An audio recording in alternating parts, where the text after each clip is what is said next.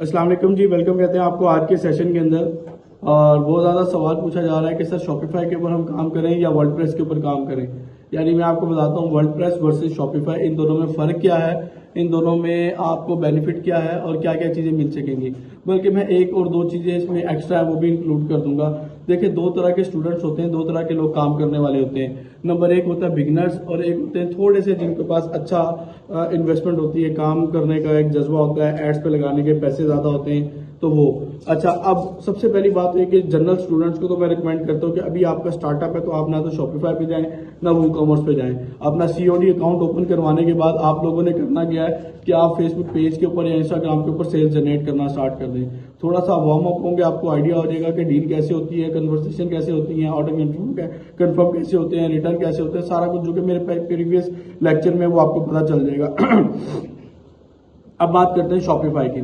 देखिए, शॉपिफाई जो है ना एक वो कॉमर्स के लिए, ई कॉमर्स करने के लिए एक ऐसा प्लेटफॉर्म है जो कि स्पेशली डिजाइन ही ई कॉमर्स करने वालों के लिए किया गया है। शॉपिफाई के साइट बनाकर लोग ब्लॉगिंग नहीं करते, शॉपिफाई की साइट बना के लोग दूसरे काम नहीं करते, स्पेशली क्या करते हैं, ई कॉमर्स करते हैं, यानी प्रोडक्ट को सेल करते हैं। अब इसको डिजाइन ही इसलिए किया गया। अब इसके कुछ फायदे नहीं है, कुछ नुकसान भी हैं।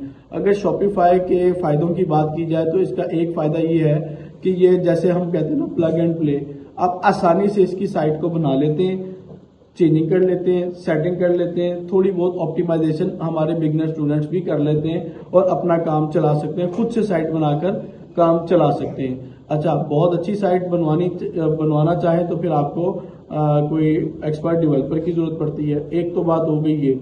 दूसरा ये कि इसको हैंडल करना भी इजी होता है। वो कॉमर्स के नज़दीक इसको हैंडल करना, यूज करना आसान होता है और इजीली इंसान इससे आउटपुट ले सकता है।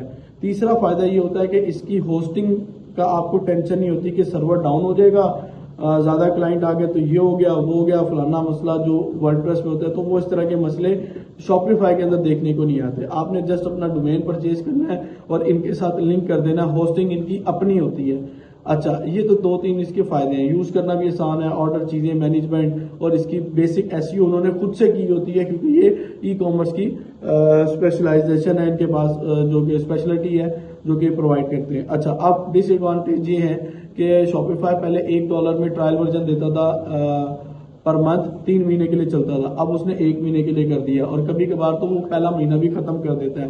पहले $19 था, जब 1 मंथ कंप्लीट होता है फिर $25 हो गया। ये कम और ज्यादा भी कर सकता है। स्टूडेंट के लिए सबसे बड़ा इशू यही होता है कि वो पहला महीना तो उनकी टेस्टिंग टूस्टिंग में ही गुजर गया, चलो $1 से काम चला लिया या $2 या $5 से। नेक्स्ट मंथ उन्होंने $25 कहाँ से पे करने हैं। शॉपिफाई पे काम वही करेगा कि जिसके पास इतना पैशन हो कि जी $25 की क्या बात है, ये 7-8 हज़ार का तो मैं आराम से निकाल लूंगा। वो अपनी इतनी सेल उठाए, इतने ऑर्डर ले और इतना काम करे कि उसको ये 7-8 हज़ार रुपया फील ही ना हो।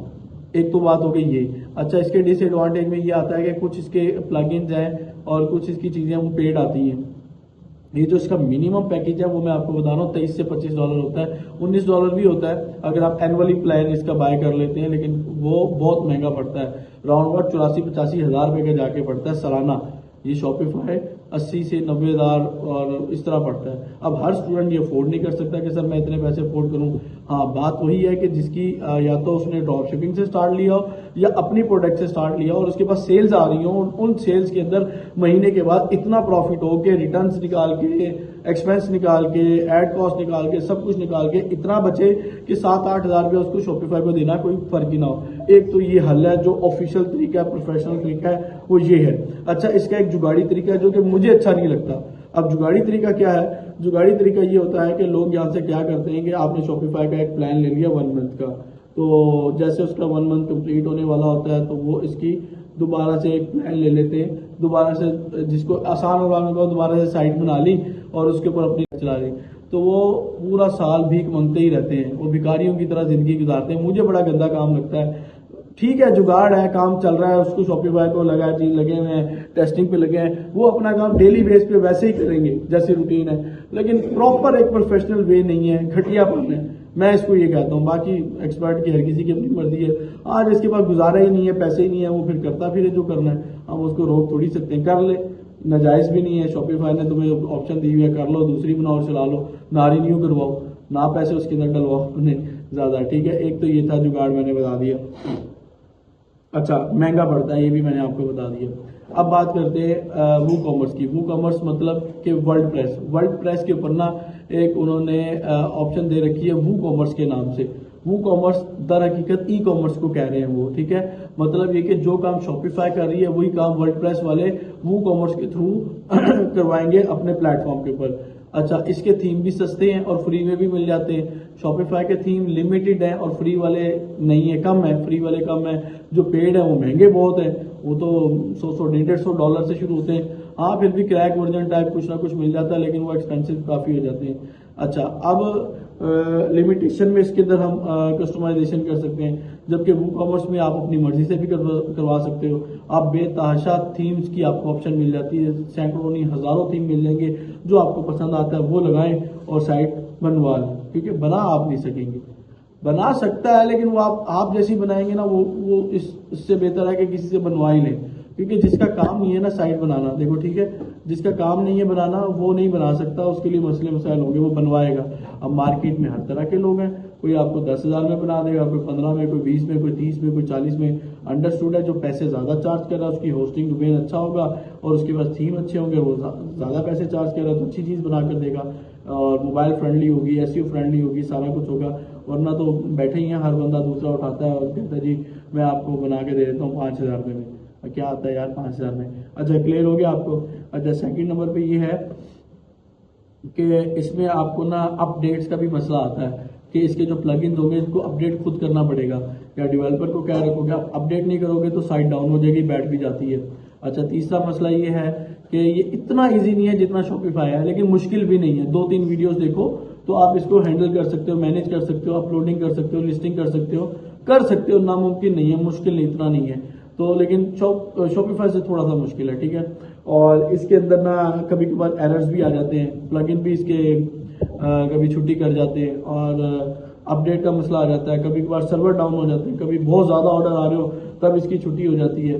तो ये 2-4 किस्म के इसमें मसले आते हैं। लेकिन अगर आपके पास अच्छा डेवलपर है और एक दफा अच्छी वेबसाइट बनाई हुई है और मैनेज कर रहा है, देखो मैंने खुद अपनी साइट बनाई हुई है 360 हैप्पी स्टोर के नाम से और बहुत बेहतरीन चल रही है, स्पीड भी ओके, ऑप्टिमाइज है, सारा कुछ ओके है, तो वर्ल्ड प्रेस पे बेहतरीन चल रही है। अब यहाँ का खर्चा क्या है, यहाँ का खर्चा देखो जी, डोमेन तो आपको शॉपिफाई के लिए भी खरीदना था, डोमेन यहाँ के लिए भी खरीदना है, ये तो खर्चा बराबर हो गया। अब बात आती है होस्टिंग की। होस्टिंग आपके ऊपर डिपेंड करता है कितने वाली खरीदो। शेयर्ड होस्टिंग सस्ती मिल जाएगी और आप सिंगल होस्टिंग पर्सनल लेते हो तो वो जरा महंगी मिलती है, लेकिन फिर भी आपका 7-8 हज़ार रुपया होस्टिंग का लग जाता है। कितना? 7-8 हज़ार होस्टिंग का लग जाता है। 5-6 हज़ार में भी मिल जाती है, लेकिन वो गुजारा ही है। तो होस्टिंग लग गया, डोमेन के इसलिए नहीं कैलकुलेट किए, वो उधर भी खर्चा था। अब बात आती है डेवलपर की। डेवलपर ने मान लो 20-25 हज़ार भी चार्ज किया, तो ये आपका वन टाइम एक्सपेंस है, ठीक है। आपका इसका एनुअल खर्चा जो आएगा वो 8 हज़ार रुपया ही आएगा या 10 हज़ार आएगा। अगर आप वर्ल्ड प्रेस पे जाते हो, वू कॉमर्स पे जाते हो, एनुअल सालाना 2,000 का भी महीने का नहीं बनता, सॉरी 2,000 क्या, 1,000 भी नहीं बनता, 500 भी शायद ना बने, हाँ 500 भी नहीं बनना। तो ये इसका खर्चा आएगा। अगर डोमेन का खर्चा मिलाओगे तो ज्यादा बढ़ जाएगा, क्योंकि डोमेन उधर भी लेनी थी, तो ज्यादा से ज्यादा 12-15 हज़ार रुपया सालाना लगेगा, नहीं तो 7-8 हज़ार से भी काम चल सकता है। तो ये बजट फ्रेंडली है। तो स्टूडेंट कहते हैं कि सर हम जरा ये इससे काम चलाएं। इससे ये तो नहीं ना कि आपने कभी काम किया कभी ना किया और आपको मसला होता है कि जी मैं इसको पैसे देने, ये ना किया और आपको मसला होता है कि जी मैं इसको पैसे देने, ये टेंशन नहीं होती। बेहतर ये भी है, बेहतर वो भी है। अब बात करते हैं कि एक्सपर्ट्स किसको प्रेफर करते हैं। एक्सपर्ट्स दोनों को प्रेफर करते हैं। ज्यादा अगर आप कह लें तो थोड़ा सा शॉपिफाई को प्रेफर करते हैं कि आप उसके ऊपर काम कर लें, लेकिन बात वही है, बात खत्म हो गई। अगर आपकी साइट अच्छी बनी हुई है और आपके पास बजट नहीं है तो आपके लिए बेस्ट शॉपिफाई नहीं है, आपके लिए बेस्ट है वू कॉमर्स, वर्ल्ड प्रेस की साइट। अपनी जान पे जोर डालो, नहीं जी अब्बा जी मैंने 30,000 रुपया दबो तो मैं साइट बनाऊंगा। साइट बना के मैंने कई स्टूडेंट देखे हैं, उनकी 20-30 हज़ार रुपये में साइट बनवाई हुई है, पूरा साल हो गया खोल के ही नहीं देखी, वो उल्टा स्पीड डाउन हो गई है, उल्टा अपडेट्स आई थी वो खत्म हो गई। भाई प्रॉपर काम करना है तो तब साइट बनवाओ, वरना ना बनवाओ। हाँ, लेकिन अगर आपने पता है कि यार 7-8 हज़ार रुपया ही है, कोई नहीं साइट बना लिया तो भी कोई हर्ज नहीं है, काम चलेगा आपका, वो बंद थोड़ी करने लगा है 1 महीने बाद 2 महीने बाद, काम तो चलेगा, बेहतरीन है आपका। अच्छा, ये दो तो होगी 2 चीजें। अच्छा, तीसरी एक और चीज भी है, वो इनसे वर्ल्ड प्रेस से वू कॉमर्स से महंगी पड़ती है और शॉपिफाई से सस्ती पड़ती है। वो क्या है? वो ट्रैक्सिफाई है। ट्रैक्सिफाई क्या होता है? ट्रैक्सिफाई एक ऐसा प्लेटफॉर्म है जिसको कह लो कि शॉपिफाई का छोटा सा बच्चा है। एक होता है बड़ा बेटा, जवान बेटा, वो नहीं, छोटा बेटा है इसका।